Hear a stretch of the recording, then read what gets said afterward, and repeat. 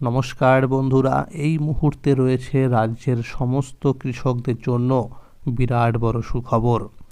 আপনি যদি একজন কৃষক হয়ে থাকেন এবং পশ্চিমবঙ্গ সরকারের কৃষক বন্ধু প্রকল্পে নাম নথিভুক্ত করে রাখেন, তাহলে এই মুহূর্তে রয়েছে আপনার জন্য দুর্দান্ত সুসংবাদ। কৃষক বন্ধু প্রকল্পের দ্বিতীয় কিস্তি অর্থাৎ রবি মরশুম টাকা কবে থেকে দেওয়া শুরু হবে সেই বিষয়ে কিন্তু সঠিক আপডেট জানানো হয়েছে আজকের এই গুরুত্বপূর্ণ ভিডিওটির মাধ্যমে। তাই বন্ধুরা, ভিডিওটি সম্পূর্ণ দেখার জন্য অনুরোধ রইল।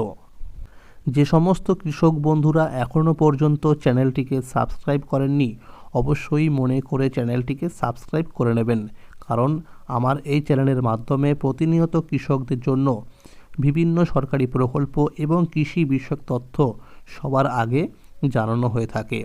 তাহলে বন্ধুরা, এবার দেখে নেওয়া যাক কী বলা হয়েছে আজকের এই প্রতিবেদনে। কৃষক বন্ধু দ্বিতীয় কিস্তি টাকা দেওয়া শুরু 3 জানুয়ারি 2026। নতুন বছরের সূচনা হয়ে গিয়েছে। আজ 3 জানুয়ারি 2026। চারদিকে নতুন বছরে ঘিরে নতুন আশা, নতুন স্বপ্নের কথা শোনা যাচ্ছে। কিন্তু এই নতুন বছরের শুরুতেই রাজ্যের বহু কৃষকের মনে এখনও স্বস্তি নেই, কারণ বছর বদলালেও কৃষক বন্ধু প্রকল্পের রবি মরশুমের দ্বিতীয় কিস্তির টাকা এখনও তাদের ব্যাংক অ্যাকাউন্টে পৌঁছায়নি। ডিসেম্বর মাস শেষ হয়ে গিয়েছে অনেক আগেই। ক্যালেন্ডারের পাতা উল্টে জানুয়ারি মাসও শুরু হয়ে 3 দিন পার হয়ে গেল, তবু অপেক্ষার অবসান হলো না। ফলে স্বাভাবিকভাবেই চাষিদের মনে একের পর এক প্রশ্ন ঘুরপাক খাচ্ছে। তাহলে কি এবার টাকা পেতে আরও দেরি হবে? প্রকল্প কি বন্ধ হয়ে গেল, নাকি জানুয়ারি মাসের মধ্যেই এই অর্থ সহায়তা দেওয়া শুরু হবে? এই প্রশ্নগুলো শুধুই কৌতূহল বা অনুমান নয়, এর সঙ্গে সরাসরি জড়িয়ে রয়েছে মাঠে কাজ করা মানুষের রোজকার লড়াই। বীজ, সার, কীটনাশক কেনা থেকে শুরু করে সংসারের নিত্য প্রয়োজন সব কিছুর খরচ সামলাতে কৃষক বন্ধু প্রকল্পের এই অর্থ সহায়তার উপর বহু কৃষকই নির্ভর করে থাকেন। তাই টাকা না এলে চিন্তা বাড়ে, দুশ্চিন্তা আরও গভীর হয়। আসলে চাষিদের এই অনিশ্চয়তার কথা মাথায় রেখেই 2019 সালের 1 জানুয়ারি রাজ্য সরকার চালু করেছিল কৃষক বন্ধু প্রকল্প। মূল ভাবনা ছিল চাষের সময় যেন কৃষকের হাতে অন্তত কিছু নিশ্চিত অর্থ থাকে, যাতে টাকার অভাবে চাষের কাজে বাধা না পড়ে। পরে 2021 সালের 17 জুন এই প্রকল্পকে নতুনভাবে সাজিয়ে চালু করা হয় কৃষক বন্ধু নতুন প্রকল্প নামে। নতুন ব্যবস্থায় জমির পরিমাণ অনুযায়ী আর্থিক সহায়তা দেওয়া হয়। যাদের 1 একর বা তার বেশি জমি রয়েছে তারা বছরে মোট 10,000 টাকা করে পান, আর যাদের জমির পরিমাণ 1 একরের কম তাদের জন্য বছরে 4,000 টাকা বরাদ্দ থাকে। এই টাকা একসঙ্গে দেওয়া হয় না, 2 দফায় সরাসরি কৃষকের ব্যাংক অ্যাকাউন্টে পাঠানো হয়। নিয়ম অনুযায়ী প্রথম কিস্তির টাকা সাধারণত এপ্রিল থেকে সেপ্টেম্বরের মধ্যে দেওয়া হয়, আর দ্বিতীয় কিস্তির জন্য সময় ধরা থাকে অক্টোবর থেকে পরের বছরের মার্চ মাস পর্যন্ত এই সময়ের মধ্যে। তাই ডিসেম্বর মাস শেষ হয়ে গেলেও সরকারি নিয়ম অনুযায়ী এখনও দ্বিতীয় কিস্তি দেওয়ার সময়সীমা পুরোপুরি শেষ হয়নি। এই প্রকল্পে আরেকটি গুরুত্বপূর্ণ দিকও রয়েছে। কোনো কৃষকের বয়স যদি 18 থেকে 60 বছরের মধ্যে হয় এবং দুর্ভাগ্যবশত তার মৃত্যু ঘটে, তাহলে তার পরিবারকে এককালীন 2 লক্ষ টাকা আর্থিক সহায়তা দেওয়া হয়। ইতিমধ্যে রাজ্যের বেশিরভাগ কৃষকের স্ট্যাটাসের ঘরে অ্যাকাউন্ট ভ্যালিড দেখা যাচ্ছে, অর্থাৎ কৃষক বন্ধু প্রকল্পের দ্বিতীয় কিস্তি দেওয়ার প্রস্তুতি প্রায় সম্পূর্ণ। এখন শুধু বাকি রয়েছে মাননীয় মুখ্যমন্ত্রী মমতা বন্দ্যোপাধ্যায়ের আনুষ্ঠানিক ঘোষণা। গত 30শে ডিসেম্বর মঙ্গলবার বাঁকুড়া জেলায় মাননীয় মুখ্যমন্ত্রীর একটি সভা ছিল।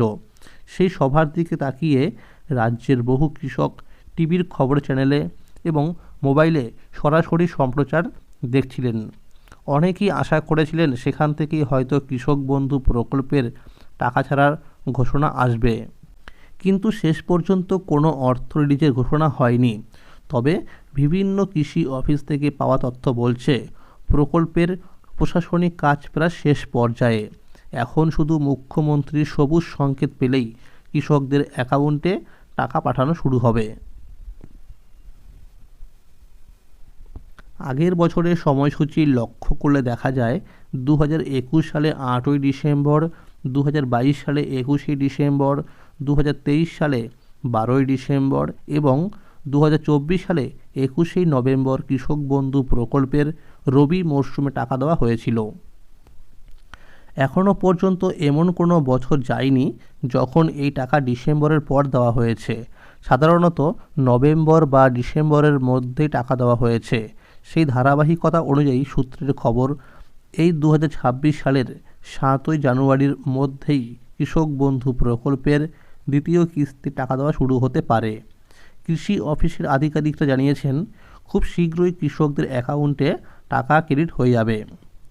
কৃষি অফিসের আধিকারিকদের সঙ্গে কথা বলে জানা গেছে, এবছর টাকা দিতে কিছুটা দেরি হওয়ার কারণ হলো অনেক কৃষকের কৃষক বন্ধু প্রকল্পের সঙ্গে আধার নম্বর এখনও লিঙ্ক করা নেই। যেসব কৃষকের স্ট্যাটাসে আধার সংক্রান্ত তথ্য দেখা যাচ্ছে না, তাদের কৃষি অফিসে গিয়ে আধার লিঙ্ক করাতে হচ্ছে।